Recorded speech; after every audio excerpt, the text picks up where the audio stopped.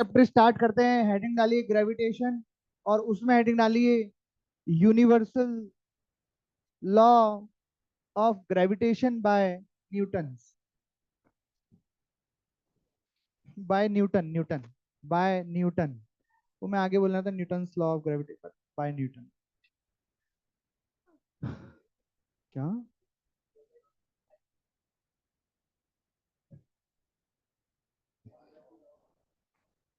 अब ध्यान से देख लो, इस चैप्टर में ऐसा नहीं है कि ये वही छोटे चैप्टर जैसा होता है। इसमें ऐसा नहीं होता है कि आपको चार चार लेक्चर तो समझने के लिए कि हाँ भाई ठीक है, चल रहा है, अभी तो स्टार्ट ही हुआ है, ये खत्म हो जाएगा। इसलिए पहले दिन से ही एकदम ऐसा सीखने के मूड में रहेंगे। समझ में आ रही है बात? समझ गया मैं क्या कहना चाह रहा हूँ? कि 2-3 दिन, 2-4 क्लास तो हाँ ठीक है, अभी तो स्टार्ट ही हुआ, अभी तो स्टार्ट ही हुआ है, ऐसा नहीं। फिर खत्म होने लग जाएगा। 3 दिन में स्टार्ट होगा, फिर अगले 3 दिन खत्म होगा, ऐसा है, 6 दिन का है। चलिए, तो आइए, न्यूटन ने हमें बताया कि कोई भी दो ऑब्जेक्ट जिनके पास मास होता है, और इस दुनिया में कोई भी बिना मास के नहीं हो सकता, कोई है तो मास तो होगा ही होगा। तो न्यूटन ने बताया कोई भी ऑब्जेक्ट जिनके पास मास है वो आपस में एक दूसरे पर अट्रैक्शन फोर्स लगाते हैं, जिसे ग्रेविटेशनल फोर्स कहते हैं। सही है क्या? मान लीजिए ये दो पॉइंट मासेस है, हमें जो न्यूटन ने डेफिनेशन दी, मैग्नीट्यूड या जो भी हमें चीजें बताई ग्रेविटेशनल फोर्स के बारे में, वो दो पॉइंट मास के लिए बताई। अब पूरी दुनिया पॉइंट मास से ही बनी है। रॉड बनानी है, बहुत सारे पॉइंट को ऐसा जोड़ दो, रिंग बनानी है, बहुत सारे पॉइंट को ऐसा जोड़ दो, डिस्क बनानी है, बहुत सारे पॉइंट को मिला के। तो पूरी दुनिया फिर पॉइंट मास से ही बनी है। तो उन्होंने पॉइंट मास के बारे में डेफिनेशन और फॉर्मूले में दे दिए। फिर हमने इंटीग्रेट कर करके पूरी दुनिया पर ग्रेविटेशन लॉ के फॉर्मूले बना दिए।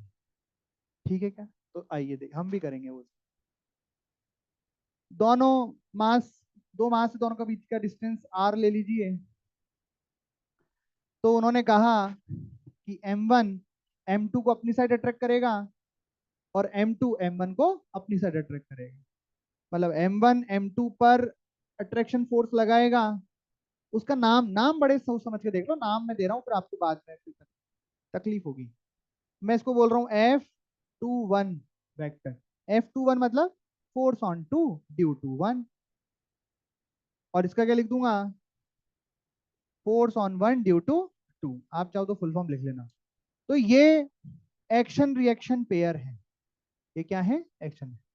बोले सर कैसे एक्शन रिएक्शन, कैसे ग्रेविटेशन फोर्स का एक्शन रिएक्शन, ये कैसे? अब तो अभी देखा ही नहीं। देखो, ये एक्शन रिएक्शन होने की तीनों बातों को, तीन बातें होती है एक्शन रिएक्शन होने के लिए, तीनों बातों को ये पूरा करते हैं, तीन कंडीशन को फुलफिल करते हैं। पहली कंडीशन क्या थी? इनके मैग्नीट्यूड बराबर होनी चाहिए, डायरेक्शन अपोजिट होनी चाहिए। है, ये दोनों सेम नेचर के होने चाहिए। हाँ, दोनों ही ग्रेविटेशनल फोर्स है, और दोनों अलग अलग ऑब्जेक्ट पे लगनी चाहिए। तो ये एक्शन रिएक्शन फोर्स है। तो इन दोनों का मैग्नीट्यूड सेम होगा। जैसे मतलब इसका मास ज्यादा है, इसका मास कम है मान लीजिए, तो क्या ये इस पर ज्यादा फोर्स लगाएगा? नहीं। क्या ये इस पर ज्यादा फोर्स लगाएगा? नहीं। किसी का मास भी ज्यादा हो, किसी का मास कम हो, लेकिन दो मासों के बीच में जो फोर्स लगेगा वो मैग्नीट्यूड वाइज बराबर होगा, डायरेक्शन वाइज अपोजिट होगा। ये नहीं है कि मेरा मास ज्यादा है, मैं कम मास वाले को ज्यादा फोर्स लगा के खींचूंगा, नहीं। मैं उतना ही फोर्स लगाऊंगा जितना कि वो मतलब धरती पर तुम उतना ही फोर्स लगा रहे हो ग्रेविटेशन, जितना धरती तुम पे लगा रही है। समझ में आ रही बात? वैसा दोनों का मैग्नीट्यूड सेम है, पर डायरेक्शन। सुन लो यार, थ्योरी स्टार्ट हो रही है, सुन लो ध्यान से। इसके अलावा उन्होंने हमको बताया कि जो फोर्स, अब देखो इसको मैं एफ ही लिख देता हूँ ना यार, F21 बराबर F12, दोनों का फोर्स बराबर, तो एफ ही लिख दो ना, उसको 1221 लिखने की क्या जरूरत है? कोई स्पेशली पूछेगा तो अलग बात है, जो वेक्टर बोला कि ये जो फोर्स है वो directly proportional to M1, M1 बढ़ेगा तो दोनों के बीच का फोर्स बढ़ेगा, M2 बढ़ेगा तो दोनों के बीच का फोर्स बढ़ेगा। जो डिस्टेंस है वो कम होगी तो फोर्स बढ़ेगा। 1/r² के प्रोपोर्शनल होता है। और एफ मैग्नीट्यूड बराबर होता है जी, मतलब प्रोपोर्शनल हटता है तो कांस्टेंट आता है, Gm1m2/r²। इसको बोलते हैं अपन वही ग्रेविटेशनल यूनिवर्सल ग्रेविटेशन कांस्टेंट। इसके बारे में कुछ कुछ बातें हमें लिखेंगे, जैसे कि पहली बात कि एक हमेशा एक अट्रैक्शन फोर्स है। जैसे दो चार्ज के बीच में रिपल्शन हो सकता है, पर दो मास के बीच में कभी भी रिपल्शन नहीं हो सकता, वो हमेशा अट्रैक्शन होगा। उसके अलावा और क्या लिखेंगे, ये मैग्नीट्यूड है फोर्स का। अच्छा, फोर्स का मैग्नीट्यूड है दो पॉइंट मासेस के बीच में। ये फॉर्मूला कब लगाना है, केवल और केवल जब दो पॉइंट मासेस के बीच में लगने वाले ग्रेविटेशनल फोर्स के बारे में आपसे पूछा जाए। बोल दिया जाए एक इधर रॉड रखी है, इधर पॉइंट रखा है, बताओ दोनों के बीच में ग्रेविटेशन फोर्स कितना लगेगा, बोले सर जी एम पर स्क्वायर। गलत, नहीं लगेगा, इंटीग्रेट करना पड़ेगा इसको पूरी रॉड। ठीक है ना। ये फॉर्मूला केवल किसके लिए वैलिड है, हाँ, तो ये जरूर लिख लेना, ये फॉर्मूला है magnitude of gravitational force, magnitude of gravitational force between two masses, two point masses. और जी की वैल्यू लिख लेना 6.67 इंटू 10⁻11 यूनिट घर पे लिख लेना। और क्या, बस ठीक है, दो पॉइंट लिख लो, बाकी अलग से लिख रहा हूँ नोट डालवा के, नोट डालें।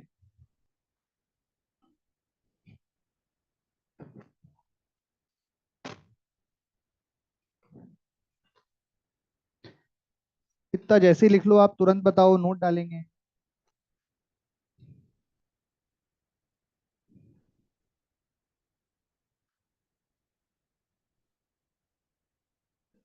जल्दी बताओ यार, टाइम हो गया है। चलिए लिखिए नोट वन।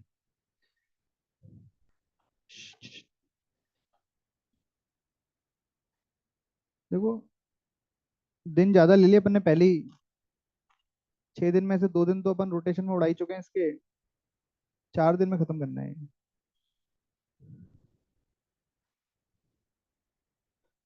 तो और कठिन है भाई साहब, इसको बिल्कुल हल्के में मत ले लेना चैप्टर को। ग्रेविटेशनल फोर्स बहुत कठिन, मजेदार चैप्टर है, ऐसा नहीं है कि हल्का है कुछ, कि इसमें चीजें कम है कि क्या है, ये भी भयंकर है ये भी। हल्के में तो बिल्कुल मत ले लेना इसको, समझ रहे हो ना, कि नहीं समझ रहे। हम्म।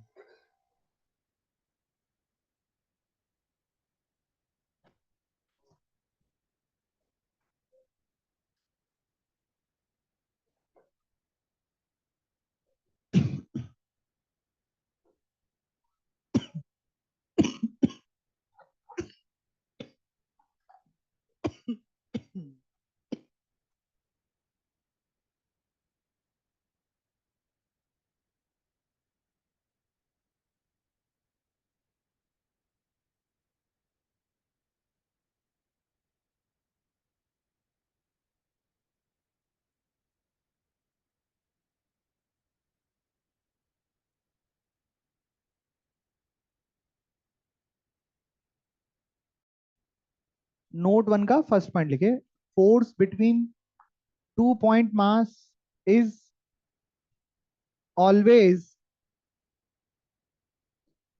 along line joining them.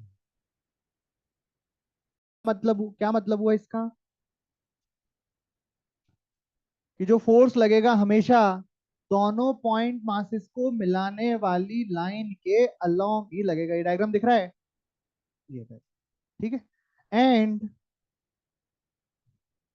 It is always attractive.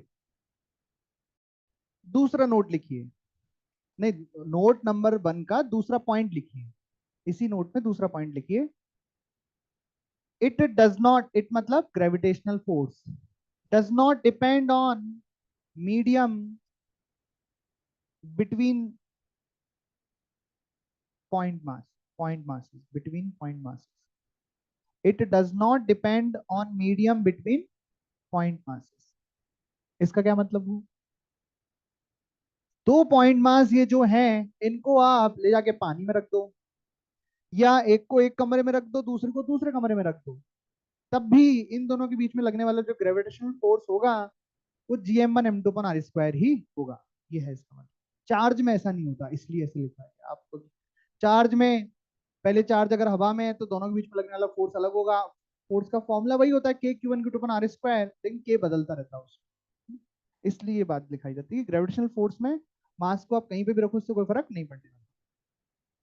तीसरी बात, it is the weakest force but it's range is very large. ये बहुत कमजोर फोर्स है बट इसकी रेंज जो है बहुत बहुत ज्यादा दूर तक है। यहाँ से सन और तारों तक भी, हम तारों को भी खींच रहे हैं, ठीक है ऐसे। तो पर है बहुत कमजोर ये फोर्स। बहुत ज्यादा इंपॉर्टेंट बात डिस्कस करने वाले हैं हम। इधर देखो, मैं ये कह रहा हूं कि एक पॉइंट के पास एक पॉइंट रखा है, आपस में फोर्स लगा, हमने सीख लिया। अब मैं कह रहा हूं कि मान लीजिए एक पॉइंट मास एम है, इसके पास तीन चार पॉइंट मास और रखने हैं, जैसे M1, M2, M3, ठीक है क्या। ये डिस्टेंस मान लीजिए यहां से यहां तक की डिस्टेंस R1, इसकी डिस्टेंस R2, इसकी डिस्टेंस R3, और भी हो सकते हैं। हम क्या निकालना चाहते हैं, हम निकालना चाहते हैं net gravitational force on M, on mass M, ठीक है क्या। तो हम कैसे निकालेंगे, कैसे निकालेंगे, वही एफबीडी बनाते हैं वैसे, कि भाई इस पर कौन कौन से फोर्स लग रहे हैं। हम बोलेंगे इसको M1 ऐसे खींच रहा है, F1 फोर्स F1 लगाया है, इसको M2 ऐसे खींच रहा है, इसको F3 ऐसे खींच रहा है। Vector vector vector. तो इस मास M पर नेट फोर्स कितने लगे, क्या लगे, हम बोलेंगे net force on M is equal to F1 vector plus F2 vector plus F3 vector, और जितने भी होते हैं और सब जुड़ जाते हैं। ये F1 F2 F3 क्या है वो भी लिख लेते हैं, कि F1 का मैग्नीट्यूड होगा GM अपॉन R1 का स्क्वायर, मतलब इन दोनों का मास, इन दोनों के बीच की डिस्टेंस ऐसा। तो आप बोलोगे सर जब ये दोनों नहीं थे तब इन दोनों के बीच में लगने वाला फोर्स ये था, अब तो ये हैं, तो क्या अब भी इन दोनों के बीच में यही फोर्स लगेगा। हाँ, इनके होने से इन दोनों के बीच के फोर्सेस में कोई फर्क नहीं पड़ रहा, इनके होने से इन दोनों के बीच के अट्रैक्शन में कोई फर्क नहीं पड़ रहा। ऐसा F2 GM upon R2 square, और इसी तरीके से जितने भी फोर्सेस लग सकते हैं उतने हम लगा देंगे, और उन सबका वेक्टर समेशन, मैग्नीट्यूड नहीं जोड़ना है, वेक्टर समेशन जो होगा वो इस पर लगने वाला नेट फोर्स होगा। ये तो बोले सब बचपन से पढ़ रहे हैं। एफबीडी में क्या क्या करते थे, और ये तो करते थे कि एफबीडी बनाई, net force in x net force हो गया, भाई जोड़ते ही तो थे, वेक्टर समेशन ही तो करते थे। अरे हाँ की ना। बस अंदर इतना है कि वहां पे तरह तरह के फोर्स होते थे, कोई नॉर्मल होता था, टेंशन होता था, ग्रेविटेशन लग गया, फ्रिक्शन लग गया, सबको नेट निकाल दिया। यहाँ पे सारे के सारे कौन से हैं, ग्रेविटेशनल फोर्स, इसकी वजह से इसकी वजह से इसकी, इसी को इसी को कहते थे प्रिंसिपल ऑफ सुपरपोजिशन। यहाँ पे आप कहीं नाम सुन लो इसलिए बता दिया, फिर बोलो कि सर ये तो पढ़ा ही नहीं, मैंने पढ़ लिया। ये जो बताया है आपको यही क्या कहलाता है, प्रिंसिपल ऑफ सुपरपोजिशन। इसको नोट करें और हेडिंग डालें नोट 3। BB1 की थ्योरी खत्म हो जाएगी इससे अपनी, फिर सवाल ही सवाल करने रहेंगे अगली क्लास में अपन को। सुपरपोजिशन, अब आपके लगभग लगभग हर चैप्टर में प्रिंसिपल ऑफ सुपर, और उसका मतलब अलग अलग है, ठीक है। मतलब ओवरऑल मतलब मोटा मोटा मतलब तो सेम रहेगा, पर वैसे अलग अलग होगा।